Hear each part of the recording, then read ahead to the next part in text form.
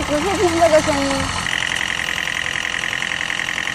现在网上有很多汽车博主教大家修车，他说这种声音几十块钱就能修好了。今天我就把它的发动机打开来看看到底是什么坏了，是不是真的只要几十块钱就能给它修好。你们看，这个车冒的是蓝烟，说明烧机油。把机油标尺拔出来，果然机油一点都没有了。